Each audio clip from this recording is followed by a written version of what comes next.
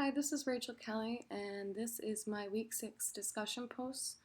The topic for this week is pancreatitis. To start, I'm going to first explain what pancreatitis is.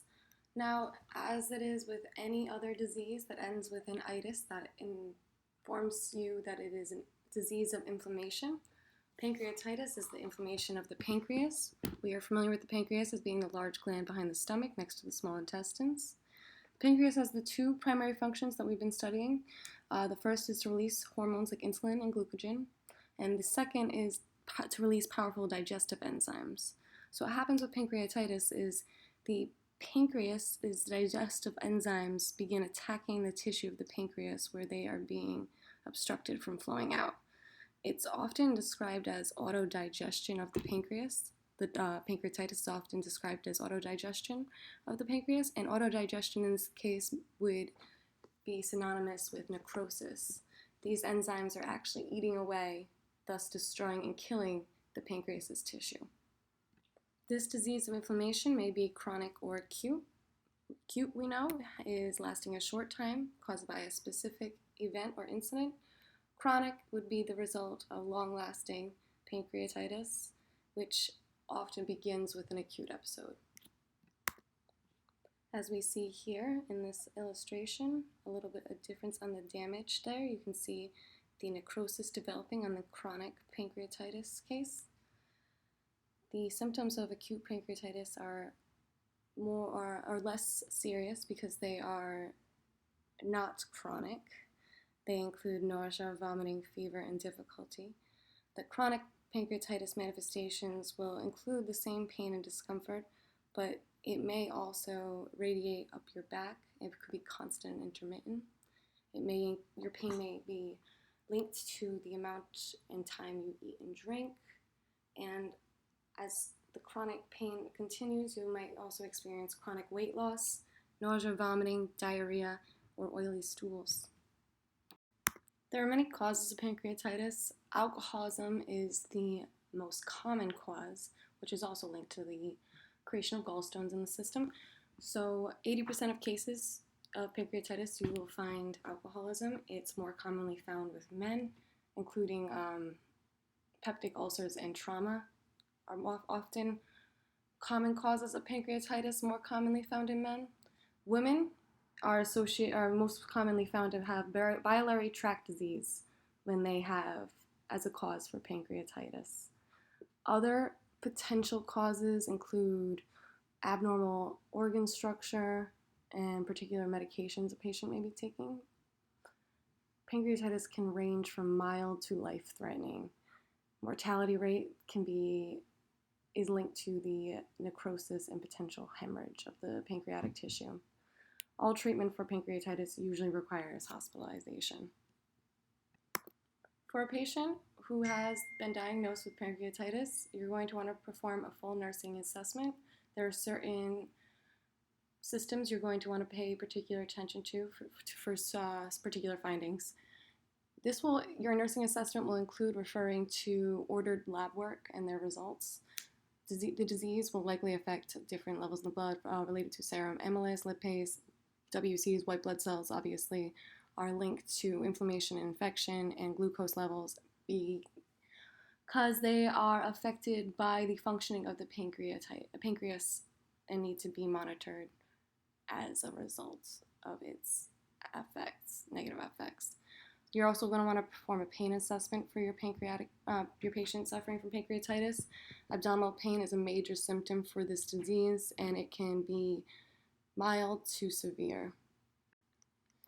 You're going to assess the musculoskeletal system for alterations in muscle, including mass and tone, and any weight loss. The integumentary system, so skin, for redness or bruising.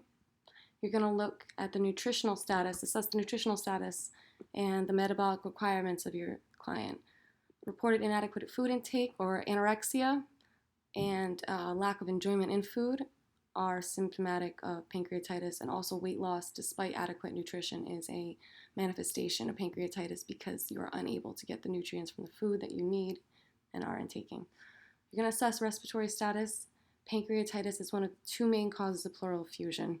So all these different chemical changes and also the inflammation of the pancreas, which can put the organs in its cavity in different positions, for instance, elevating the diaphragm, could cause extremely dangerous respiratory changes.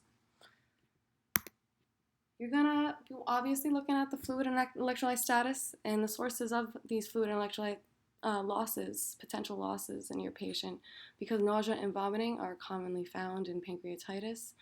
You're also going to be keeping up with the elevated serum and lipase levels, as I referenced before. The assessment of the abdomen is going to include a full abdomen assessment. So you're going to palpate, you're going to be looking for board-like or rigid abdomen, any guarding by the patient, ascites, and you're going to be looking to see if there are any hyperactive bowel sounds going on in any of the 4 quadrants. Your patient's going to need a cardiac assessment, hypotension, reflex hypovolemia, which can lead to shock, which is life-threatening. Tachycardia and hypotension are linked in that manifestation of shock. You're also going to want to be continuously doing a respiratory status as included and pain status in your regular vitals, which will be ordered per your physician and hospital protocol. So possible diagnoses related to pancreatitis include acute pain. The pain is going to be the result of the damaged tissue, which is actual or potential, and it can be sudden and slow in onset, and it's going to be sudden or slow in onset, and the range of pain, as said before, can be mild to severe. For it to be considered acute pain, the end duration is less than 6 months.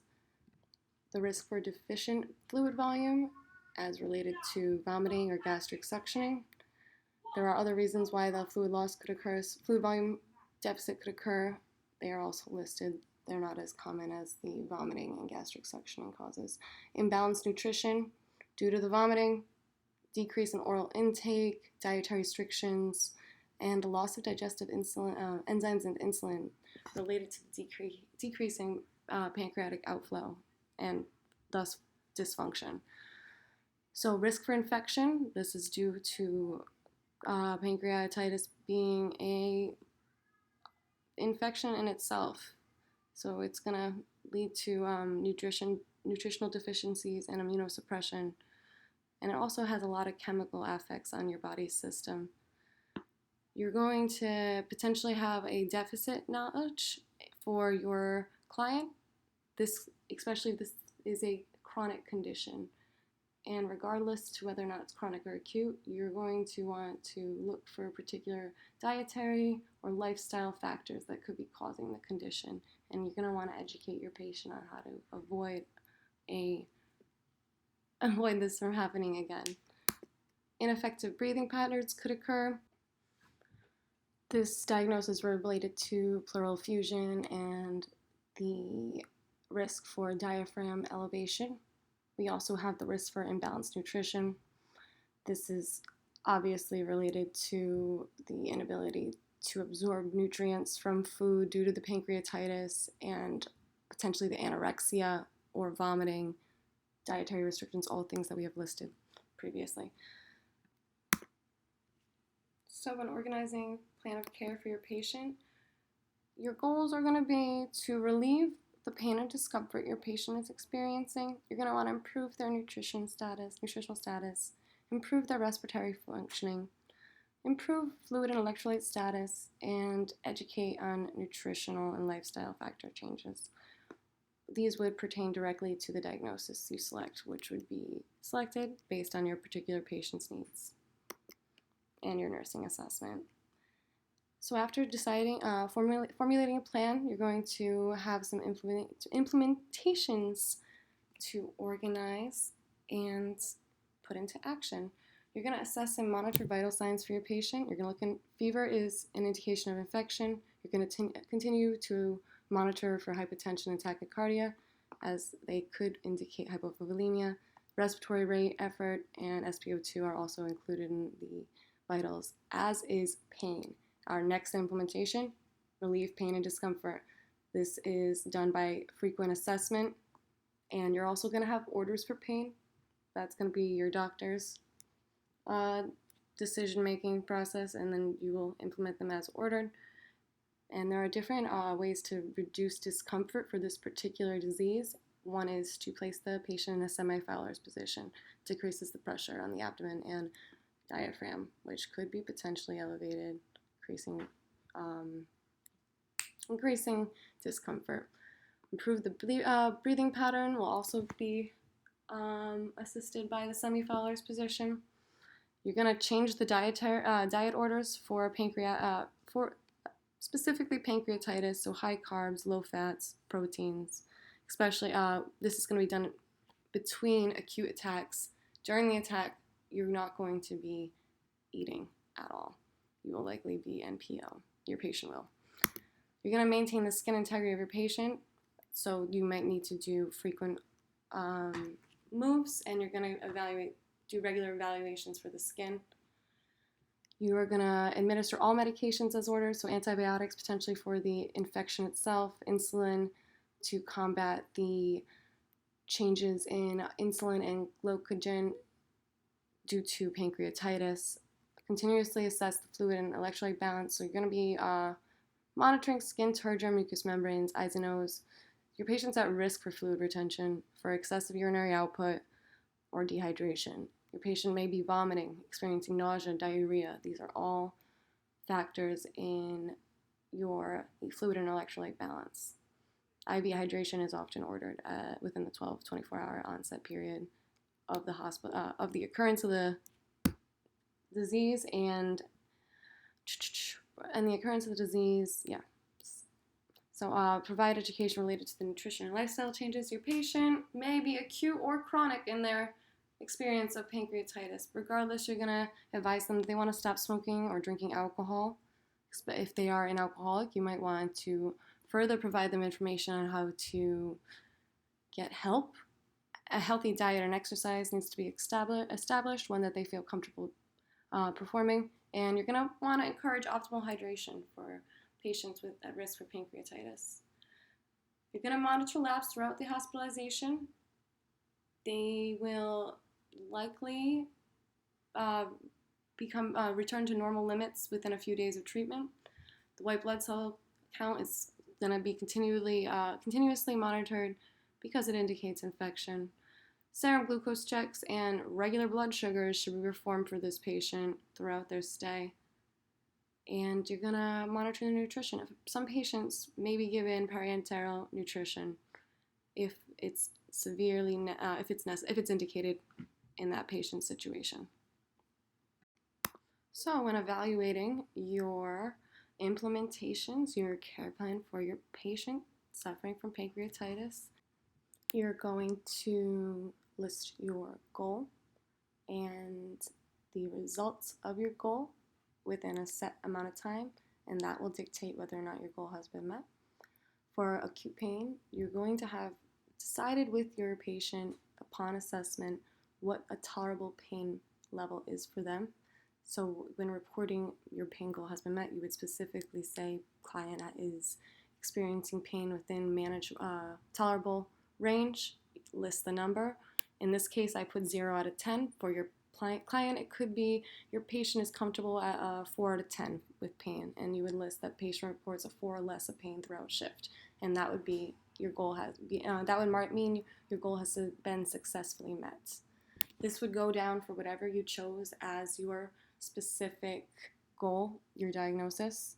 So whether it's improved nutritional status, that could be indicated at the end of the shift by improved appetite, or it could be indicated by the end of the week by an improved BMI at discharge. But you're just going to want to follow the formula for your diagnosis, for your evaluations, and they want to pertain specifically to whatever diagnosis you performed for that patient. So I have listed some below on my chart on my screen here, and I believe that we have successfully cared for our patient suffering from pancreatitis today, indicated by these evaluations. Thank you, and that is the end of my discussion post.